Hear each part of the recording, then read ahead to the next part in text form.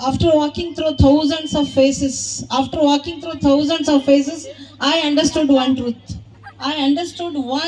That is, no one stands forever except parents. I repeat, no one stands forever except parents. ಪಾಲಕರೇ, ಪೋಷಕರೇ, ಮಕ್ಕಳು ಒಳ್ಳೆ ಸಮಯದಲ್ಲಿರಲಿ ಕೆಟ್ಟ ಸಮಯದಲ್ಲಿ ಅವರ ಜೊತೆಗೆ ನಿಲ್ಲವರು ಪೇರೆಂಟ್ಸ್ ಅಂತ ಗೀತಾ ಮೇಡಮ್ ಅವರು ಒಂದು ಸಮರ್ಥನೆಯನ್ನು ನೀಡಿದ್ದಾರೆ. ಅದಕ್ಕೆ ನಮ್ಮ ಈಗ ಪ್ರತಿಭಾ ಅವ್ರು ಏನ್ ಹೇಳ್ತಾರಂತ ಆಲಿಸೋಣ. ಎಲ್ರಿಗೂ ನಮಸ್ಕಾರ. ಗುರು ಬ್ರಹ್ಮ ಗುರು ವಿಷ್ಣು ಗುರುದೇವೋ ಮಹೇಶ್ವರ ಗುರು ಸಾಕ್ಷಾತ್ ಪರಬ್ರಹ್ಮ ತಸ್ಮೈ ಶ್ರೀ ಗುರುವೇ ನಮಃ. ಇದು ಗುರುವಿಗೆ ಸಲ್ತಕ್ಕಂತಹ ಶ್ಲೋಕ. ಗುರುವೇ ಸೃಷ್ಟಿಕರ್ತ, ಗುರುವೇ ಪಾಲಕನು, ಗುರುವೇ ಮಹೇಶ್ವರನಂತೆ ಸಂಹಾರಕನು, ಗುರುವೇ ಪರಮ ಬ್ರಹ್ಮ ಸ್ವರೂಪಿ ಅಂತಹ ಗುರುವಿಗೆ ನನ್ನ ನಮಸ್ಕಾರಗಳನ್ನ ತಿಳಿಸ್ತಾ, ಗೀತಾ ಮೇಡಮ್ ಅವರು ಹೇಳಿದ್ರು, ಮನೆ ಮೊದಲ ಪಾಠಶಾಲೆ, ಜನನಿ ತಾನೇ ಮೊದಲ ಗುರು ಅಂತಕ್ಕಂಥದ್ದನ್ನ, ಅದು ನಿಜವಾಗ್ಲೂ ಒಂದ್ ಕಾಲಕ್ಕೆ ಆ ಗಾದೆ, ಅದು ಮಾತು ಸತ್ಯ ಇತ್ತು. ಆದ್ರೆ ಇವತ್ತು ಅದು ಸುಳ್ಳಾಗಿದೆ.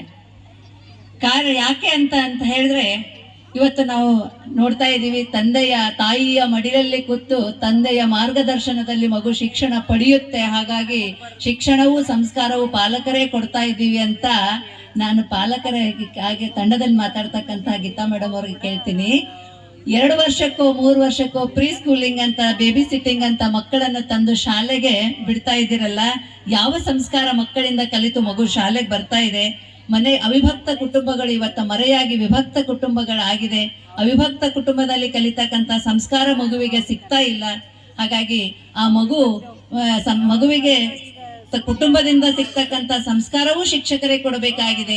ತಾಯಿಯಿಂದ ಸಿಗ್ತಕ್ಕಂತಹ ಶಿಕ್ಷಣ ತಾಯಿಯೇ ಮೊದಲ ಗುರು ಅಂತ ಹೇಳ್ತೀವಲ್ಲ, ಆ ಶಿಕ್ಷಣವೂ ಕೂಡ ಇವತ್ತ ಶಿಕ್ಷಕರೇ ಕೊಡ್ತಕ್ಕಂತಹ ಒಂದು ಪರಿಸ್ಥಿತಿಯನ್ನು ನಾವು ಅನೇಕ ಕಡೆ ನೋಡ್ತಾ ಇದ್ದೀವಿ.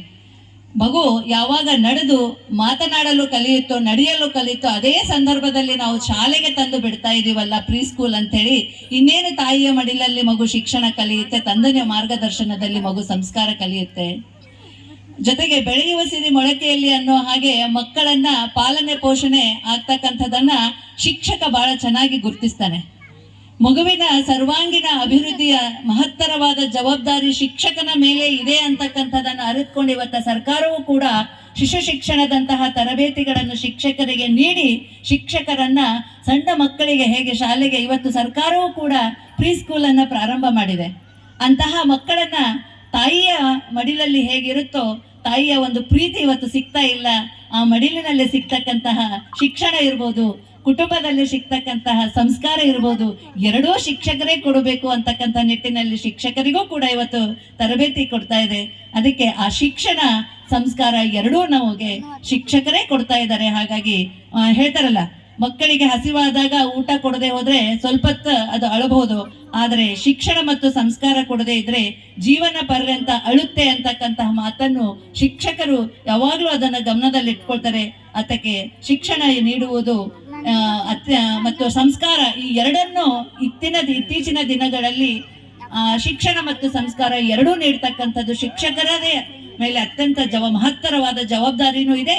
ಅದನ್ನು ನಾವು ನೀಡ್ತಾನೂ ಇದ್ದೀವಿ ಅಂತಕ್ಕಂಥ ಮಾತನ್ನ ನನ್ನ ಅಭಿಮತ ಇದೆ.